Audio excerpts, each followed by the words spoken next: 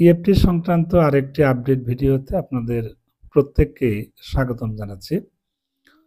সম্মানিত ভিউয়ার্স, আপনারা অলরেডি তৃতীয় লটের ইএফটির বেতন কিন্তু আজকে পেয়ে গেছেন। আমি এ ব্যাপারে আমার ফেসবুক পেজে কিন্তু পোস্ট দিয়ে দিয়েছিলাম। আপনারা প্রত্যেকে কমেন্ট করেছেন যে হ্যাঁ, আজকে পেয়েছি।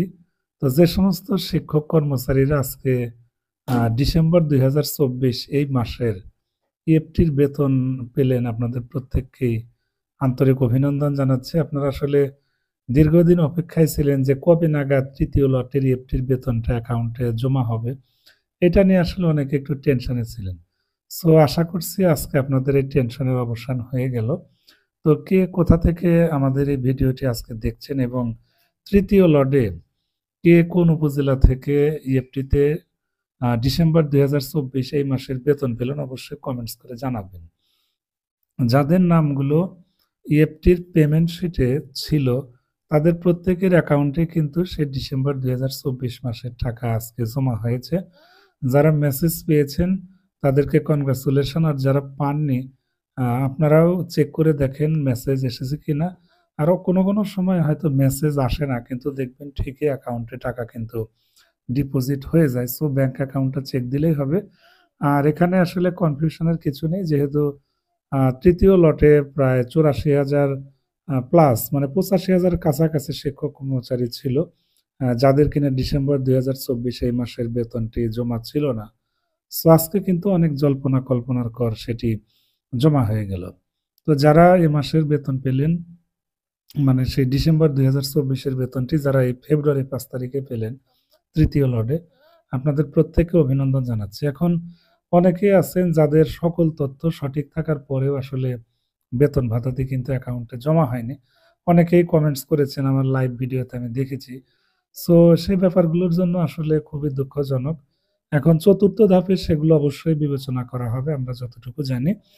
যাদের খুব একটা ভুল ভ্রান্তি নেই, দেখবেন যে সেগুলো অবশ্যই চতুর্থ ধাপে আপনারা অবশ্যই পাবেন, এটাই হচ্ছে কথা। আর যাদের এনআইডির সাথে এমপিও শিটের নামের বানানে এবং জন্ম তারিখের বেশ গরমিল বা তফাৎ আছে, সো তাদেরকে কিন্তু অবশ্যই সংশোধনী দিতে হবে। শুধু তাই নয়, দ্বিতীয় এবং তৃতীয় লটেও যাদের নাম এসেছে এদের অধিকাংশেরই কিন্তু বিভিন্ন ধরনের ভুল ছিল। বিশেষ করে তৃতীয় লটে যাদের নাম এসেছে তাদের নামের বানান, জন্ম তারিখ এবং আরও আনুষঙ্গিক ছোটখাটো কিন্তু ভুল ছিল। সো আপনাদেরকে কিন্তু অবশ্যই এই ভুলগুলোর সংশোধনের ব্যাপারে এখনই কার্যকরভাবে একটা উদ্যোগ নিতে হবে। আপনাদের প্রতিষ্ঠানে যে সমস্ত শিক্ষক কর্মচারীদের এমপিও শিটে বিভিন্ন ধরনের ভুল ছিল এবং ভুল থাকা সত্ত্বেও যারা কিনা তৃতীয় লটে বেতন পেয়েছেন, সো আপনারা অবশ্যই প্রস্তুতি নেন। যত দ্রুত সম্ভব আপনাদের এই তথ্যগুলো কিন্তু অনলাইনে কারেকশন করে দিতে হবে। আর কর্তৃপক্ষ আসলে যত দ্রুত ইনস্ট্রাকশন দেয় ততই আমাদের জন্য আসলে ভালো।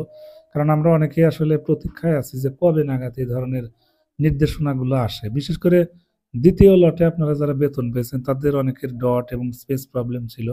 তো সেগুলো আমার কাছে খুব একটা বড় ধরনের প্রবলেম মনে হচ্ছে না। তারপরেও আপনারা তো কনফিউশনে আছেন যে এগুলো কি হবে বা এগুলো কারেকশন করতে হবে কিনা। সো আমার মনে হয় কর্তৃপক্ষ খুব দ্রুত এ ব্যাপারে একটা নির্দেশনা দিবে এবং তথ্য আপডেটের প্রয়োজনীয় দিক নির্দেশনা কিন্তু দিবে। তো এটা আমরা যত দ্রুত পাবো আমাদের কারেকশনের কাজটি তত দ্রুত হবে। তবে অনেকেই আমাকে আজকে কল করেছে বা ২-১ দিন কথা হয়েছে। অনেকেই কিন্তু এই মাসেই কারেকশনের আবেদন দিচ্ছেন। তো যাই হোক, আপনাদের অবশ্যই ভুলগুলো সংশোধন করতে হবে, এটাই হচ্ছে কথা। আর এখন অধিকাংশ প্রতিষ্ঠানেই প্রায় মেক্সিমাম টিচারই কিন্তু এফটিতে বেতন পেয়ে গেছেন। তো যাদের ভুল ভ্রান্তি ছিল না তারা অবশ্যই টেনশন ফ্রি থাকবেন। আর যাদের ছোটখাটো ভুল ছিল আপনারা চেষ্টা করবেন অতি দ্রুত এই ভুলগুলো অনলাইনে কারেকশনের আবেদন দিয়ে সংশোধন করে নেওয়া। মোটামুটি এটাই ছিল আপডেট। আর মাদ্রাসার কিন্তু ইএফটির ব্যাপারে আজকে ইনস্ট্রাকশন এসেছে। আপনারা দেখেছেন খুব শীঘ্রই এটি অনলাইনে তথ্য এন্ট্রি শুরু হচ্ছে। সো স্কুল কলেজের ইএফটির মতোই কিন্তু মাদ্রাসার ইএফটিগুলো অনলাইনে আপনাদেরকে আপডেট করতে হবে। সো আপনারা অবশ্যই সাথে থাকবেন। যে কোনো আপডেট তথ্য পেলে সেগুলো আপনারা কিভাবে করবেন পুরো বিষয়টা আমরা মূলত ভিডিওর মাধ্যমে আপনাদেরকে জানিয়ে দেব।